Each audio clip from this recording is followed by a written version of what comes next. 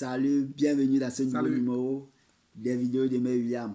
Alors aujourd'hui, nous allons vous présenter la troisième partie de notre tour d'Europe. Ce tour d'Europe là, qui à la fin a du piment, c'est pimenté. On va commencer très vite par l'Italie avant de continuer avec l'Angleterre.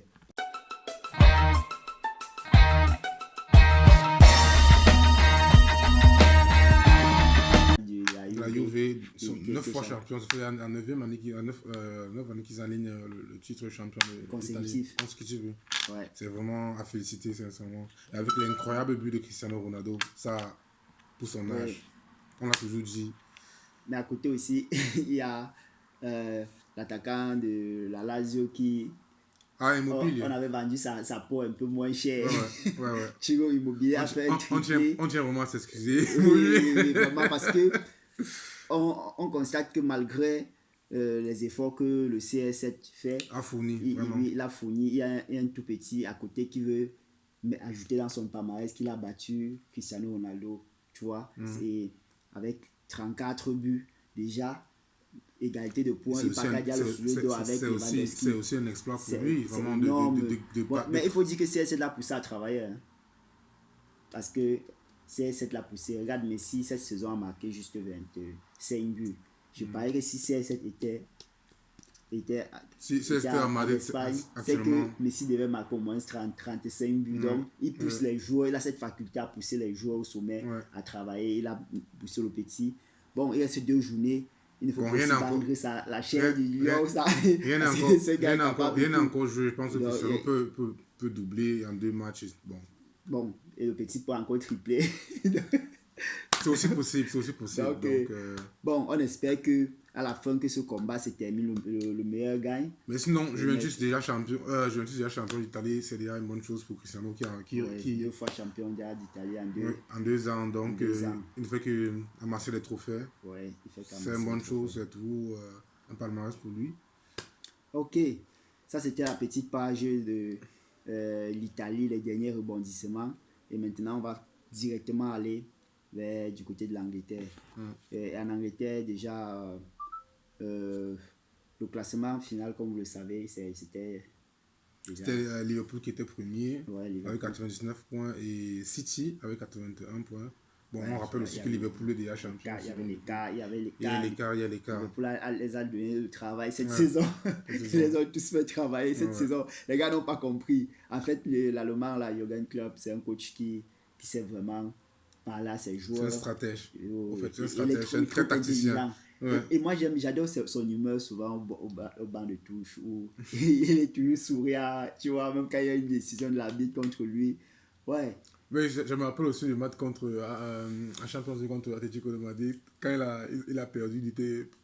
Tu vois, son visage, c'est normal. Cette saison-ci, ils sont partis pour chercher le championnat. Donc, en fait, je tiens à rappeler que vraiment, gagner un championnat et gagner une Champions League, et aussi à mettre aussi la coupe sur ça, c'est pas vraiment évident. Seuls les génies comme les Samuel Eto'o. Mais dans ce classement, je vois Arsenal 7e. Je ne comprends pas qu'est-ce qu'il y a 8e. Qu'est-ce qui arrive à Arsenal? Je ne comprends pas cette équipe depuis des années. On a vu Thierry Henry, Arsenal, on a grandi avec ce club. Depuis le départ de Thierry Henry, vraiment, ça va pas vraiment. Wenger plutôt. Je pense qu'après Thierry Henry, le club parvenait après quand Henry s'en va. Le club continue quand même à aller en Champions League. Ils allaient en Champions League, mais sinon cette équipe n'a plus vraiment d'âme. Tu vois un peu, ils n'ont plus vraiment cette âme. Moi je crois que c'est pas le départ d'Henri car le départ de Arsène Wenger a été un véritable problème. Parce que ce papa avec la main mise sur les transferts, sur la formation, tu vois, et les coachs qui arrivent aujourd'hui, c'est qui? C'est Younbeck, un ancien joueur d'Arsenal, c'est lui qui est coach. Non, c'est Arteta qui est coach aujourd'hui. Arteta, c'est un ancien joueur, un espagnol, on connaît le style espagnol aussi, ça se joue technique et tout, mais il n'a pas les joueurs qu'il faut. Il n'a pas les joueurs qu'il faut pour pouvoir rivaliser parce que les clubs comme Manchester City nécessitent d'acheter les joueurs, Liverpool essaie d'acheter, United essaie d'acheter et Arsenal ne veut pas mettre la main dans la poche alors que c'est un club que j'ai vraiment aimé. Arsenal nous a vraiment fait rêver à l'équipe d'Henry. Arsenal nous a vraiment fait rêver.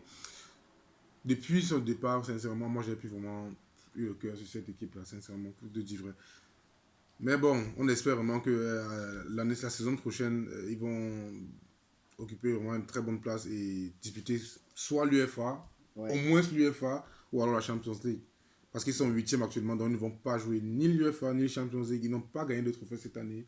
C'est compliqué. Ils ont aussi perdu la finale contre City de la FA Cup. Je crois qu'ils sont en finale de la Coupe d'Angleterre contre FA. C'est là des chances aussi pour se qualifier pour l'UEFA s'ils gagnent. Bon, une coupe est différente d'un match de championnat. Bon, directement, ça veut dire que Chelsea a fini 4e, Manchester United 3e. Donc les quatre sont en Champions League. Leicester aussi, qui a dégringolé, on n'a pas compris. Une place, ils occupaient, à un moment, ils occupaient la deuxième place. Et c'est deuxième, on ne sait pas ce qui s'est passé. Mais c'est ça, c'est la cour des grands aussi. Tu vois un peu. C'est qu'ils ils ont gagné aussi le championnat d'Angleterre, hein, avec le Kanté, tu te rappelles bien. Donc, c'est tout ça. C'est une bonne équipe, mais bon, il y a quand même devant une grande équipe de Liverpool et de City. Donc.